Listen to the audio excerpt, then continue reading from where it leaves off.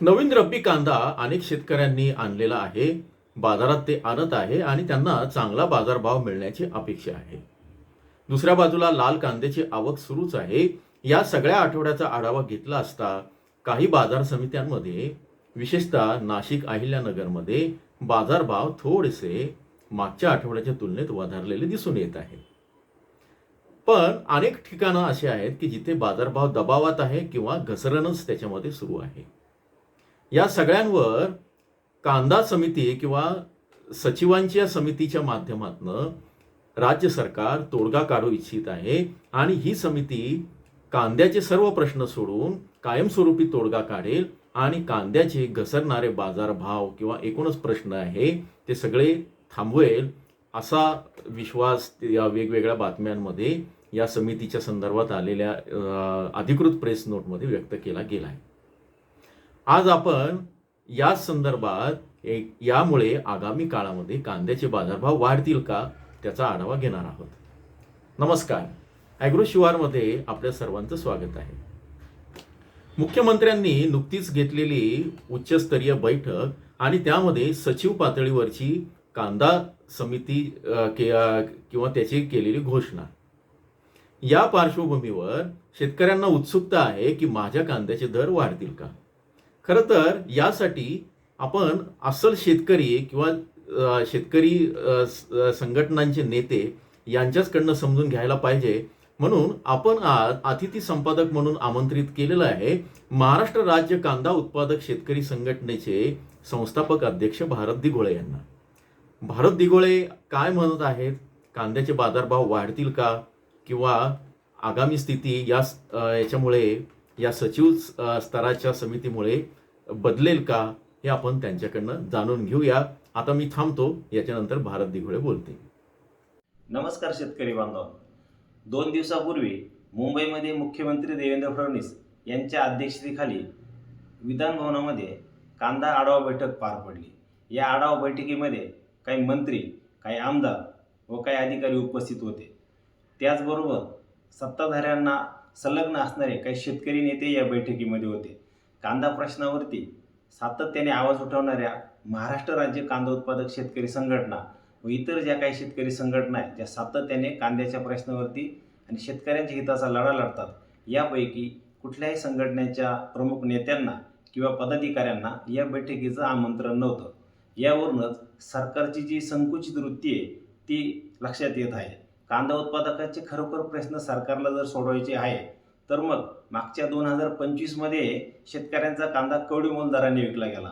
केंद्रामध्ये व राज्यामध्ये स्पष्ट मतात असलेल्या या सरकारने कांद्याच्या उत्पादक शेतकऱ्यांचं आर्थिक नुकसान होत असताना डोळेझाक करायची.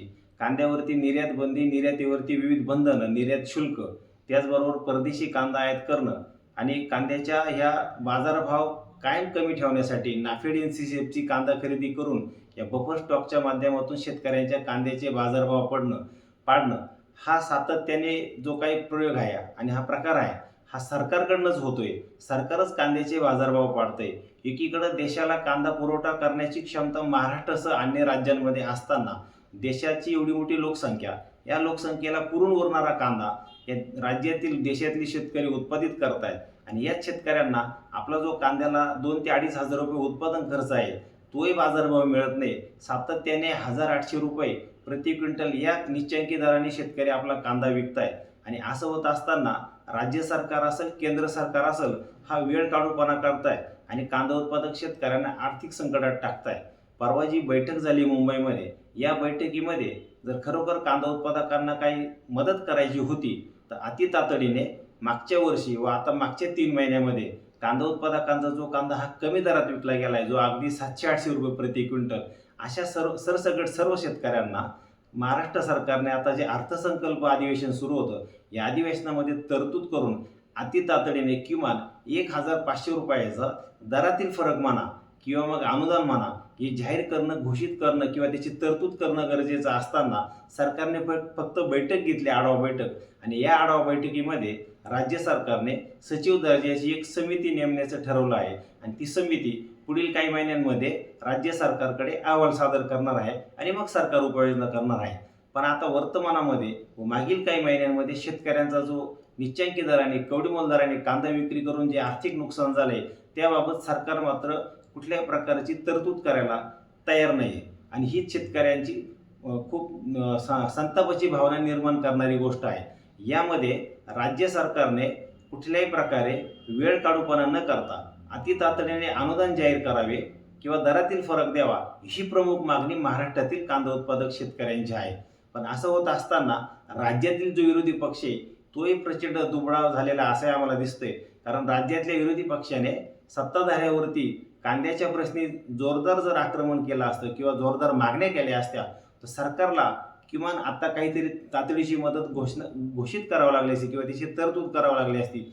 पण दुर्दैवाने सत्ताधारी आणि विरोधक मिळून शेतकऱ्यांना नुकसानीत टाकताय किंवा शेतकऱ्यांचा आर्थिक तोटा करत आहे. आता जे नाफेड आणि NCCFचा जो काही मागच्या काही 6-7 वर्षांपासून मोठ्या प्रमाणात घोळ होतोय, भ्रष्टाचार होतोय, गैरप्रकार होतोय आर्थिक, तोही कायमस्वरूपी आता थांबवणं गरजेचं आहे. यावर्षी मुबलक प्रमाणात कांद्याची लागवड झालेली आहे राज्यामध्ये आणि कांदाही भरपूर आता शेतकऱ्यांचा काढणीस सुरुवात झाली आहे. कांद्याची कुठल्याही प्रकारची टंचाई देशामध्ये राज्यामध्ये असणार नाही. त्याच्यामुळे मुबलक प्रमाणात कांदा असताना जास्तीत जास्त कांदा कसा परदेशात निर्यात होईल आणि शेतकऱ्यांना अधिकचा दर कसा मिळेल असं धोरण राज्य सरकारने केंद्र सरकारने एकत्रितरित्या निर्माण करावं अशी मागणी आम्ही महाराष्ट्र राज्य कांदा उत्पादक शेतकरी संघटनेकडून करत आहोत. त्याचबरोबर आता जी काही धोरण समिती आहे जी मागच्या 6-7 महिन्यापूर्वी कांदा धोरण समिती जी राज्य शासनाने तयार केली होती अशी धोरण समिती आधी अस्तित्वात असताना आता नव्याने परत एक सचिव दर्जाची समिती नेमली आहे. मागच्या काही समित्यांचे मागच्या काही वर्षांमध्ये कांद्याच्या संदर्भात ज्या काही समित्या वेगवेगळ्या स्थापित करण्यात आल्या होत्या पण अशा कुठल्याही समित्यांनी काय नेमका अहवाल सुचवला आहे, त्याच्यातले काय नेमके मुद्दे आहे आणि त्याच्याबद्दल सरकारने राज्य सरकारने काय नेमकं त्याच्यावरती उपाययोजना केल्या आहे आणि शेतकऱ्यांच्या कांदा उत्पादकांच्या आर्थिक सक्षमतेसाठी सरकार नेमकं ठामपणाने काय करणार आहे याची कुठलीही स्पष्ट अशी दिशा राज्य सरकारकडे केंद्र सरकारकडे दिसत नाही. हे प्रचंड शेतकऱ्यांसाठी दुर्दैवी आहे आणि त्यामुळं महाराष्ट्र राज्य कांदा उत्पादक शेतकरी संघटना या व्हिडिओच्या माध्यमातून महाराष्ट्रातील कांदा उत्पादक शेतकऱ्यांना आवाहन करते की आपण सर्व शेतकऱ्यांनी प्रचंड ताकदीने संघटित होऊन मग ते राज्य सरकार असेल किंवा केंद्र सरकार असेल यांच्या विरोधात वेळप्रसंगी रस्त्यावरची लढाई असेल, कायदेशीर लढाई असेल किंवा आंदोलन असतील किंवा मुंबईत जाण्याची वेळ आली तर या प्रत्येक गोष्टीसाठी कांदा उत्पादक शेतकरी म्हणून तुम्ही ठामपणाने खमकेपणाने कांदा संघटनेच्या पाठीशी उभं राहणं गरजेचं आहे. अन्यथा आपल्याला सरकार मग ते राज्यातील असेल किंवा केंद्रातील असेल केवळ बैठक आणि केवळ समित्यांच्या या स्थापना करून वेळ काढूपणा करतील, शेतकऱ्यांना कायमच आर्थिक या संकटात टाकतील याच्यामध्ये कुठल्याही शंका घ्यायचं कारण नाही. याच्यातून जर आपल्याला कायमस्वरूपी सरकारकडून कांदा उत्पादकांचे प्रश्न सोडून घ्यायचे असतील तर मात्र आपला संघटितपणा जास्त महत्त्वाचा आहे. आपल्यामध्ये कुठलाही असा भेदभाव नको की पावसाळा कांदा पिकवणारे वेगळे शेतकरी, उन्हाळी कांदा पिकवणारा वेगळे शेतकरी किंवा कमी प्रमाणात किंवा जास्त प्रमाणात असं कुठलाही अगदी 1-2 एकर कांदा पिकवणारे शेतकरी असतील किंवा त्यापेक्षा अधिक कांदा पिकवणारे शेतकरी असतील पण कांदा उत्पादक म्हणून आपण जर एकत्रित राहिलो, कांदा उत्पादक संघटनेच्या व ज्या काही कांद्याच्या प्रश्नावर लढा लढणाऱ्या संघटनेच्या पाठीशी आपण सर्व भक्कमपणे उभं राहिलो तर राज्य सरकारला केंद्र सरकारला कांदा उत्पादकांच्या हिताचे निर्णय घेण्यास आपण भाग पाडू हे मी आपल्याला आश्वस्त करतो. आणि जी काही 4 दिवसापूर्वी 2 दिवसापूर्वी मुख्यमंत्री महोदयांनी जी बैठक घेतली या बैठकीचा आम्ही निषेध करतो. कारण याच्यामध्ये कुठल्याही प्रकारचा ठाम असा सरकारने शेतकऱ्यांच्या कांदा उत्पादकांच्या हिताचा निर्णय घेतला नाही. त्याच्यामुळे वारंवार फक्त समित्या स्थापन करणारे हे सरकार आता तयार झालेलं आहे. फक्त समित्याच करणार, कुठल्या प्रत्यक्षात उपाययोजना करणार नाही. ह्या कांदा उत्पादक शेतकऱ्यांच्या विरोधी अशा या सरकारचा आम्ही जाहीर निषेध करतो. एकच पक्ष कांद्यावर लक्ष.